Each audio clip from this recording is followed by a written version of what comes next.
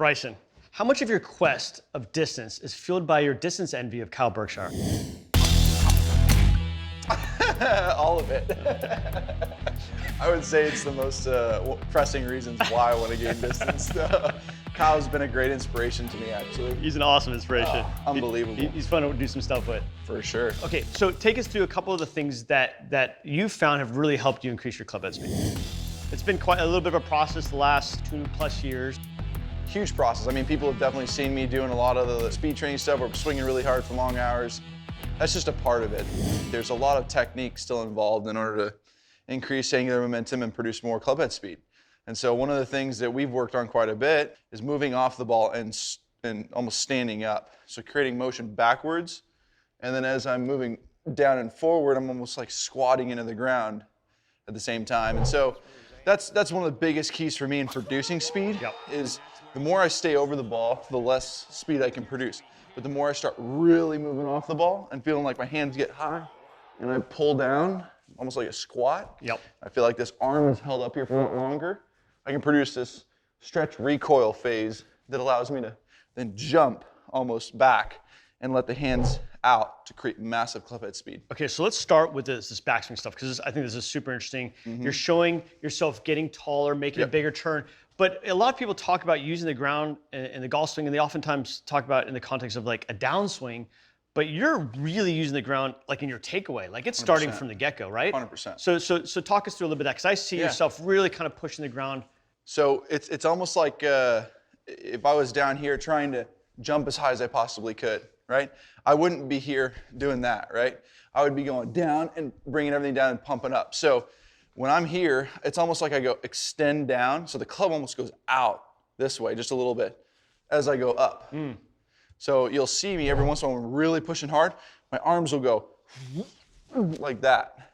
So I'm gaining this up and then pull down. Very much like a Gary Player, Matthew Wolff, some sort of almost, there's or even, Rory, you see him doing this, right? It's a little move forward to create this motion backwards. So you can think about it as more of like a basketball jump. As you're running to get up to jump up to the rim, you're trying to really get down into the ground and explode off the ground. You don't want to just do that by doing that, right? You want to get down into it, let your arms go down, and then pump up. And I think this is just, it's important. There's this reoccurring theme of trying to just be athletic, trying to really kind of create a lot of momentum from your ground, but having it start like early in the golf swing. Correct. It has to. The earlier you can start that momentum, the more you can build up, the more you can add to that momentum. If I'm just here and I just take the golf club back, I've not utilized as much of the ground as I possibly could. I haven't stored or built enough angular momentum that I can or should to create a lot of speed. So there are things that I do just like this jump off, almost press off, that allows me to gain momentum backwards, a lot more momentum backwards. Your backswing's a lot faster now too. It is. It's definitely a lot faster. You can't be doing... Trying to place the club. No. It's still but it's stored and it's held up at the top. And then from there, it's this spiral.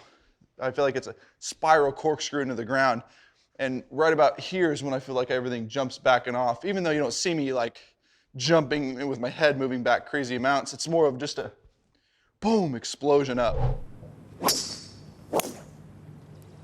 So let's talk about that transition part, because I know that's been a big feel for you, is to feel the stretch in the arms as you start down with your body, and that helps you store energy all through your shoulders and then release it down to the club. So as I'm taking it back, we've already talked about this. It's this elongation of the arms, this turning back. The kneecap is literally pointing backwards. That's an interesting one as well, to gain more hip range of motion so that I can take the club farther back. If I don't move the knees, I only go so far, but when I move the knee, like boom, obviously gain more range of motion. You can see this ankle is actually, do that again, it's working a little bit this way. That's a great place to create power from. Absolutely. So it's not like you're trying to invert your leg. You're not trying to get your ankle. No, not doing this. Nope. Not at all. It's definitely not doing this either. I'm not rolling the foot. I'm twisting the foot. All right. And so once you get up to the top, right, from here, I'm then feeling like my hips are rotating and moving a little to the left. You can see this left knee move across. So it goes, whoop, A little around the corner. separation of the legs. Yep.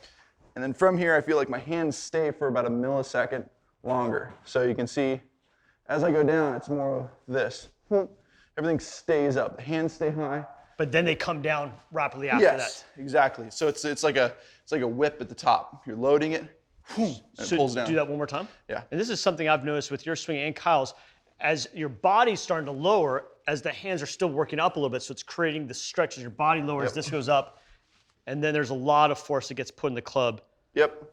After you stretch those And muscles. I feel like I'm almost putting my arm against my neck.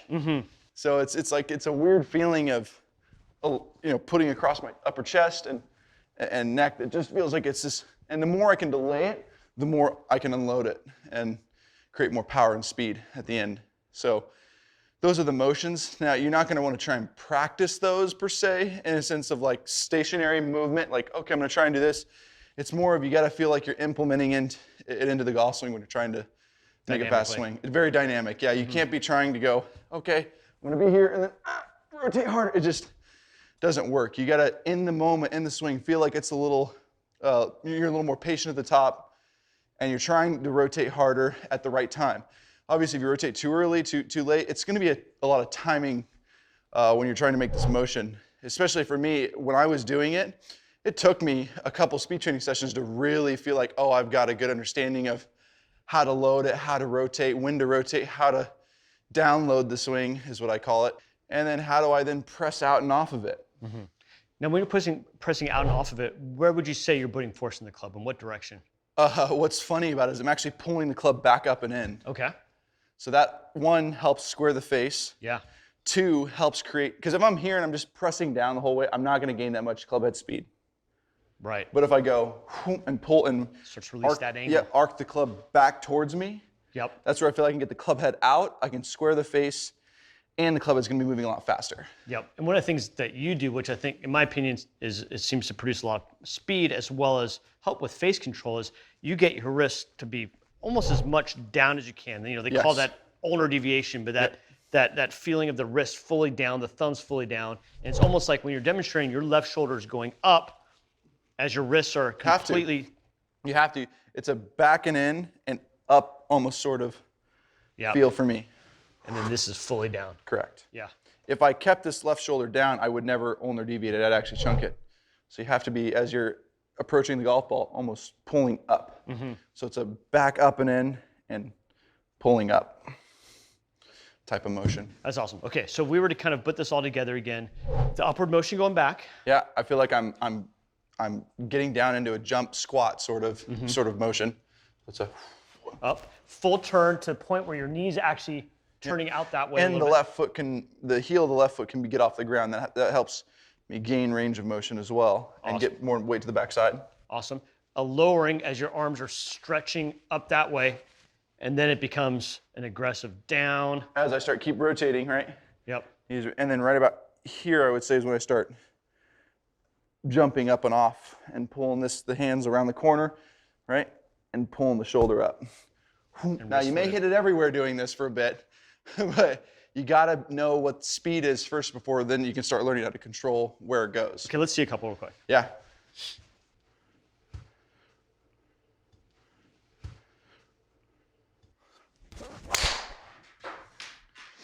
So, and it takes a few swings to get comfortable with that motion. So one of the things I would encourage you to do is do practice swings first. Really trying to just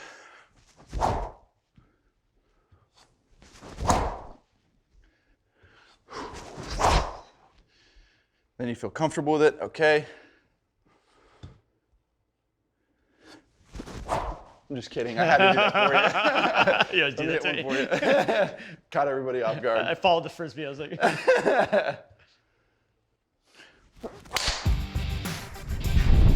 Bryson, thanks a lot. Thanks, Christian.